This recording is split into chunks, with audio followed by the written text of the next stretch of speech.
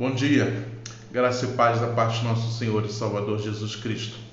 Apesar de termos atrasado um pouco pela falta de energia, estamos aqui novamente para mais um estudo da Palavra do Senhor. E hoje nós usaremos o texto da segunda carta de Paulo a Timóteo, capítulo 1, dos versículos 1 a 18. Antes de ler o texto, eu gostaria de lhe convidar a orar comigo nesta manhã. Senhor, nós louvamos o Teu nome por mais uma vez podermos buscar a Tua face no Teu dia. Sabemos que gostaríamos de estar na igreja, gostaríamos de estar juntos, reunidos, mas ainda assim nos alegramos em saber que podemos te cultuar, te buscar, procurar saber mais sobre Ti, mesmo estando em casa. Lhe peço, Senhor Deus, que abrevie essa situação para que em breve possamos nos reunir novamente e tocarmos as nossas vidas naturalmente. Tem misericórdia do nosso povo, da nossa nação, tem misericórdia, Senhor Deus, do mundo. Que este período de isolamento social sirva para aproximação de Ti, para que possa, Senhor Deus, haver uma mudança no coração do ser humano. Abençoa-nos, ó Pai, porque precisamos de Ti. Dá-nos saúde espiritual, saúde emocional, saúde sentimental, para vivermos esses dias. Abençoa os Teus filhos, abençoa a Igreja Presbiteriana Filadélfia e também a nossa congregação no Bedesque. É o que te peço em nome de Cristo, nosso Senhor. Amém.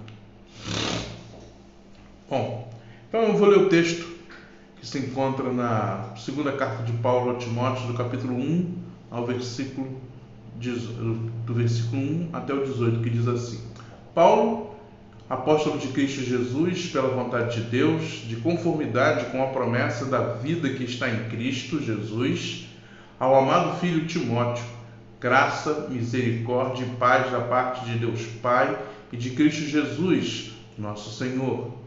Dou graças a Deus, a quem, desde os meus antepassados, sirvo com consciência pura, porque sem cessar me lembro de Ti nas minhas orações, noite e dia. Lembrando das Tuas lágrimas, estou ansioso por ver-te, para que eu transborde de alegria pela recordação que guardo de Tua fé sem fingimento, a mesma que primeiramente habitou em tua avó Lóide e em tua mãe Eunice, e estou certo de que também em ti. Por esta razão, pois, te admoesto que reavives o dom de Deus que há em ti, pela imposição das minhas mãos, porque Deus não nos tem dado espírito de covardia, mas de poder, de amor e de moderação. Não te envergonhes, portanto, do testemunho do nosso Senhor, nem do seu encarcerado, que sou eu. Pelo contrário, participa comigo dos sofrimentos a favor do Evangelho, segundo o poder de Deus, que nos salvou e nos chamou em santa vocação, não segundo as nossas obras, mas conforme a sua própria determinação e graça, que nos foi dada em Cristo Jesus, antes dos tempos eternos, e manifestada agora pelo aparecimento de nosso Salvador Cristo Jesus, o qual não só destruiu a morte, como trouxe à luz a vida e a imortalidade, mediante o Evangelho, para o qual eu fui designado pregador, apóstolo e mestre, e por isso estou sofrendo estas coisas. Todavia, não me envergonho, porque sei em quem tenho crido e estou bem certo de que Ele é poderoso para guardar o meu depósito até aquele dia. Mantenho o padrão das sãs palavras que de mim ouvistes com fé e com amor que está em Cristo Jesus. Guardo o bom depósito mediante o Espírito Santo que habita em nós. Estais cientes de que todos os da Ásia me abandonaram, dentre eles cito Fígelo e Hermógenes. Conceda o Senhor misericórdia à casa de Onesífero, porque muitas vezes me deu ânimo e nunca se envergonhou das minhas algemas. Antes, tendo ele chegado a Roma, me procurou solicitamente até me encontrar. O Senhor lhe conceda naquele dia achar misericórdia da parte do Senhor. E tu sabes, melhor do que eu, quantos serviços me prestou ele em Éfeso. Bom, esse é o texto que nós vamos meditar um pouco hoje. E é um texto muito belo, é um texto onde Paulo se abre para Timóteo, não numa ideia de lamúria, não numa ideia de reclamação, apesar de estar preso, não uma ideia de que está se sentindo abandonado, quando ele mesmo fala que algumas pessoas o abandonaram por ele estar preso, mas na ideia de motivar espiritualmente Timóteo, na ideia de que Timóteo entenda todo esse sofrimento que Paulo passou, toda essa situação, o drama envolvido em prisão, em encarceramento, pessoas perseguindo para matar e tal, e que ele não se preocupava com a própria vida. Paulo estava desapegado da sua própria vida. Paulo fala que morrer para ele é lucro e o viver também é ganho. E esse capítulo é um capítulo de motivação espiritual para Timóteo.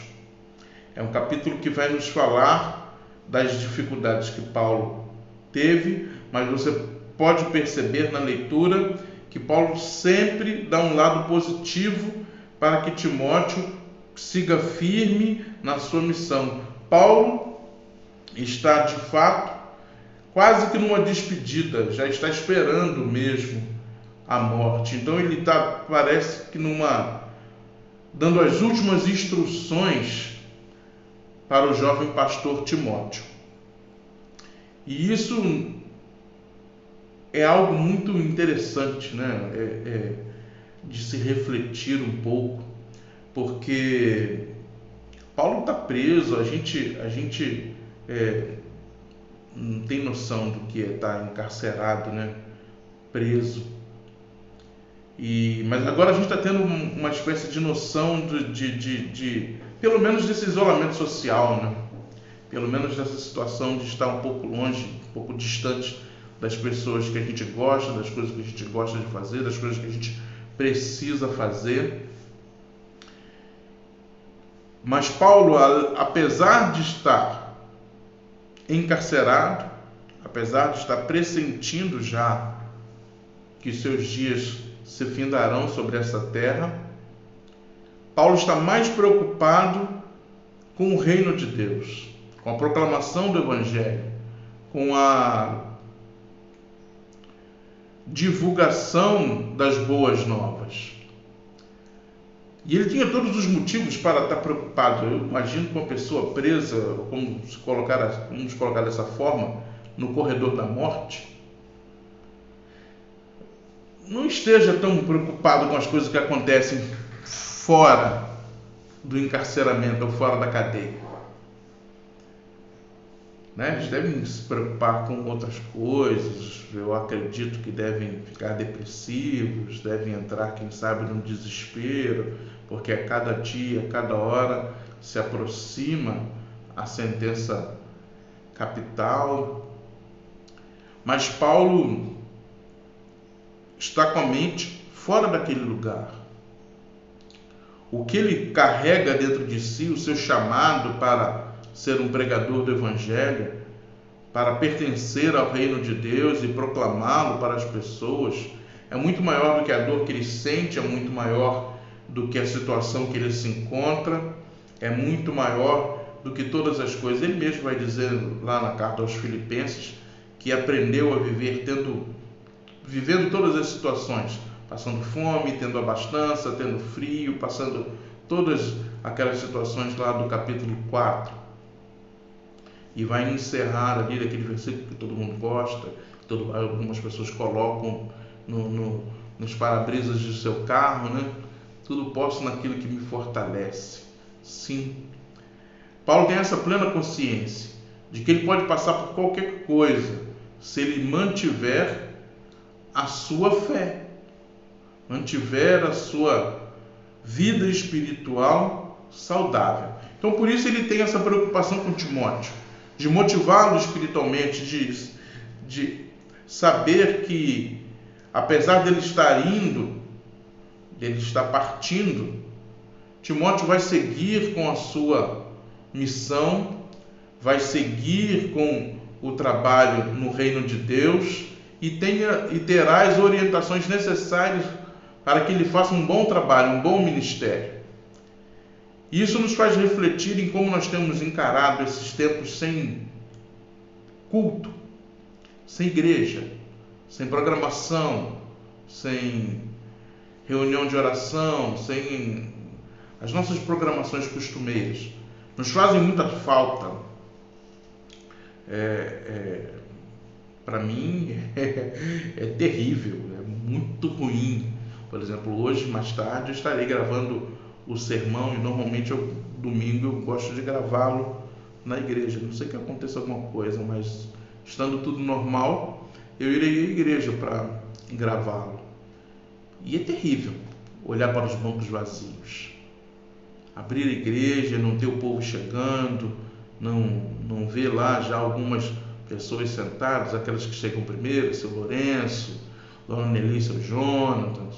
É difícil, mas é uma situação que a gente está vivendo e a gente precisa encará-la. E a gente não pode perder, nesse momento, a nossa motivação espiritual, que é o que Paulo está querendo fazer com Timóteo. A gente não pode deixar que isso faça com que nós deixemos um pouco Deus de lado. Poxa, não tem programação, não tem igreja, o pastor grava um vídeo ou outro aí e tal, a gente não tem paciência para ver. É uma maneira da gente conseguir se manter conectado, conseguir se manter saudável. Não só você, para mim também. Preparar os vídeos, estudar para preparar o sermão, fazer tudo que eu faço. Às vezes eu canto a música, sei lá que não canto muito bem, não toco muito bem também, mas tudo isso é para manter uma espiritualidade saudável, não somente para mim, mas também para você que é membro da nossa igreja, membro da nossa congregação. E nós temos que procurar isso, a gente tem que aproveitar isso que nós temos hoje, né? Algumas pessoas falam aí é o que tem para hoje. Às vezes a gente fica muito preocupado com uma série de coisas e esquece que Deus ainda assim, no meio de tudo isso, nos deu tecnologia para que a gente pudesse, de alguma forma, estar junto, de alguma forma ouvir a sua palavra, de alguma forma aprender mais sobre Ele, de alguma forma termos a condição de nos mantermos saudáveis espiritualmente, e consequentemente isso vai fazer bem para o nosso emocional, vai fazer bem para a nossa mente. Então, dentro dessa proposta de Paulo de motivação, eu gostaria de lembrar a vocês o quanto é maravilhoso, apesar dessa situação diferente, né? Eu canso de falar que é inédita na nossa vida, mas a gente não está sozinho. Deus deixou textos maravilhosos, deixou lições maravilhosas para todo tipo de situação, até para essa que é inédita para nós, até para essa que é uma situação, sei lá, ninguém nunca esperou passar. Então eu lhe convido a buscar a Deus de verdade, sabe? Viver o cristianismo da melhor maneira que você pode viver, e que isso não fique nesse período esquisito, diferente que a gente está vivendo. Acho que ele seja algo perene, que seja algo permanente na minha e na sua vida. Então, quando Paulo tem essa intenção de manter a motivação espiritual de Timóteo para o trabalho, para seguir em frente, ele tem essas preocupações de saber que dificuldades virão, de que problemas inusitados aparecerão, mas que através do compromisso com Deus real, sério, como Paulo ressalta ao longo do texto, Cristo Jesus, o nosso Salvador, o nosso chamado, ele vai repetindo uma série de expressões que reafirmam a Timóteo o papel que ele tem a desempenhar no reino de Deus. Isso faz com que Timóteo tenha segurança, mesmo diante de situações inusitadas, tipo a nossa. Mesmo diante de situações que estão fora do manual, né? Não tem protocolo. Por exemplo, nós presbiterianos, nós temos o nosso manual, a nossa Constituição, e lá se prevê uma série de casos.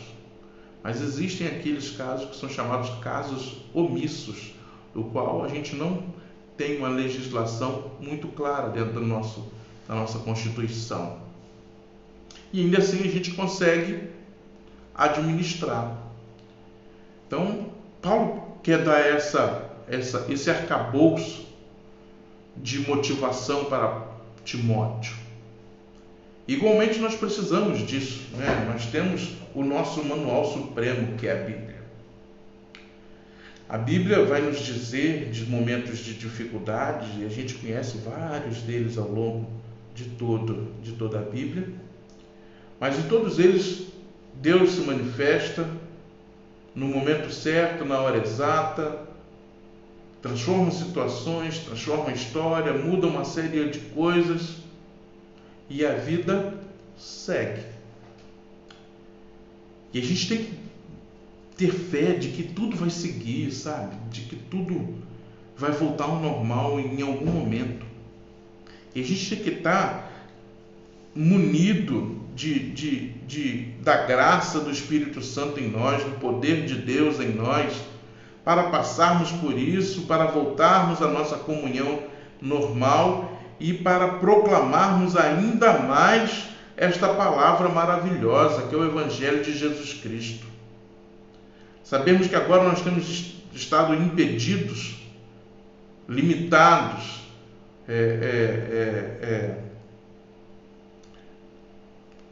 podendo apenas usar esse meio digital, que é uma bênção.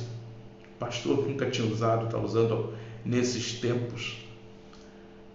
E que ainda assim a palavra não se cala.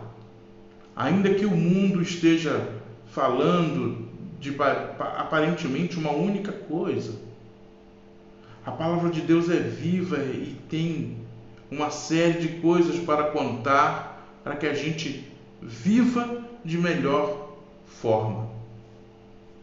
E às vezes a gente fica meio desanimado. Por exemplo, hoje quando eu acordei cedo, sem energia, fiquei, meu Deus, e agora? Como é que eu vou fazer? Preciso da energia, preciso ligar o computador, preciso da internet. E fiquei aguardando. Isso deixa a gente, além de ansioso, deixa a gente entristecido, porque eu gosto de, pelo menos, manter uma regularidade no nosso horário. E normalmente vocês já teriam esse vídeo nas mãos. Mas as coisas acontecem e a gente tem que lidar com elas. Eu simplesmente orei e falei, Senhor, eu preciso aí de energia elétrica para que possa gravar o vídeo para a igreja. E no momento certo, ela acendeu, tudo voltou a funcionar. Eu já sentei aqui no meu lugar de gravar, no meu escritório, e estou falando com vocês. A motivação espiritual, ela nos aponta coisas muito interessantes que a gente precisa pensar. Se a gente, por exemplo, pensar que o Evangelho é o poder de Deus, pensarmos que o Evangelho é o poder de Deus, o nosso temor, a nossa dificuldade nesse tempo vai diminuir, porque afinal de contas, nós fomos alcançados pelo Evangelho e ele é poder de Deus. Transformou a nossa vida, a minha e a sua, e nos fez viver na maravilhosa graça, luz de Cristo. O Evangelho é o poder para salvar vidas, tirar vidas do inferno, do abismo para onde elas estão indo, transformar a história.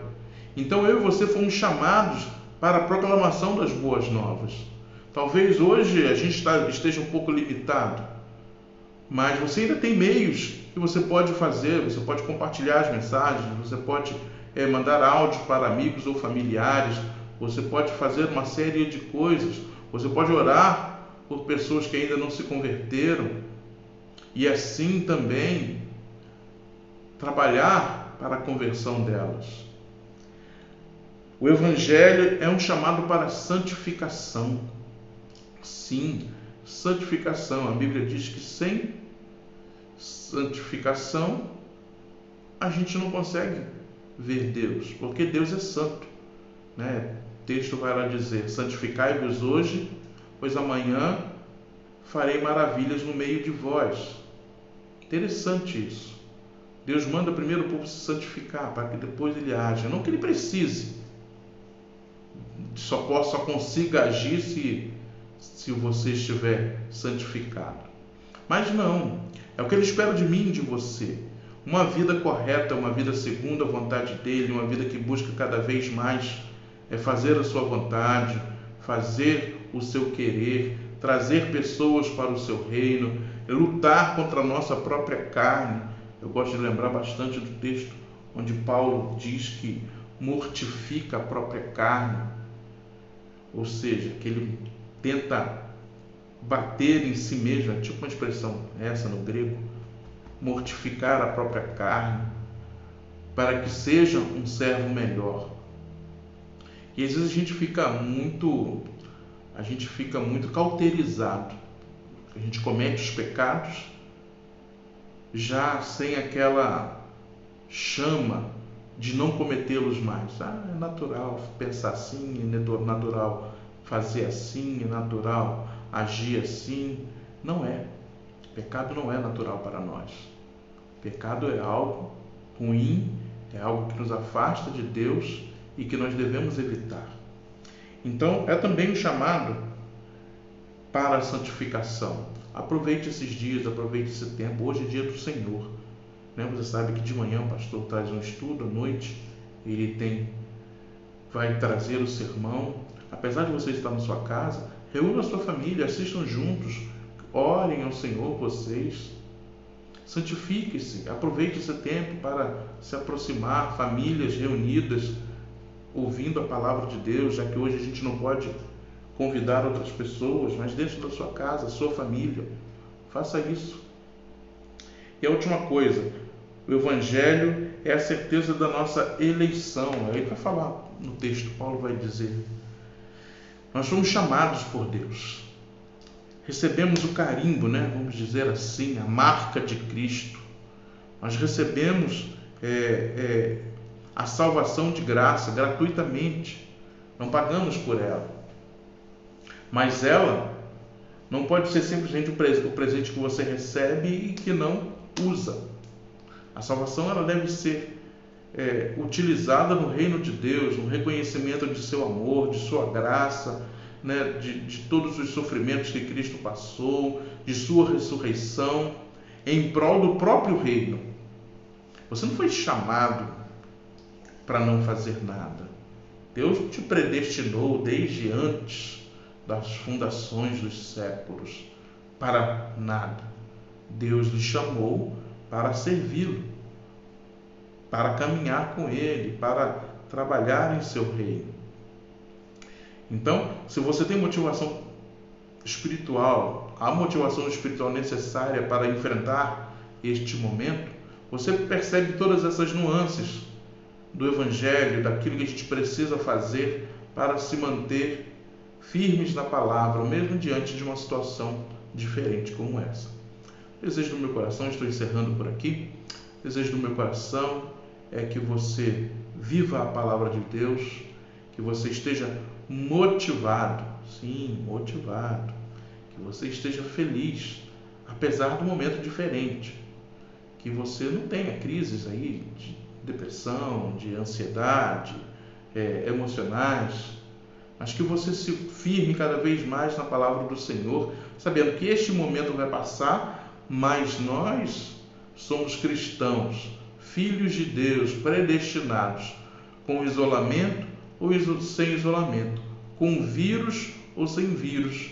O vírus veio, vai embora e nós permaneceremos cristãos, filhos de Deus. Então a nossa espiritualidade, a nossa relação com Deus deve ser mantida a todo custo, saudável, sem olharmos as situações como Paulo, encarcerado, preso, próximo de sua morte. Estava mais preocupado em orientar Timóteo para que o reino de Deus continuasse a se expandir do que com sua própria condição.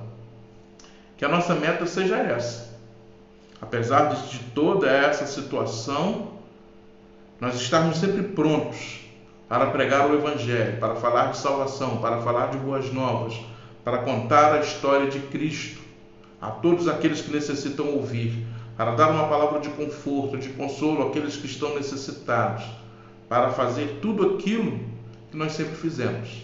Estarmos prontos, cheios do Espírito Santo, para este momento e para o próximo que virá, quando poderemos novamente nos reencontrar, estaremos juntos para celebrar um culto ao nosso Deus.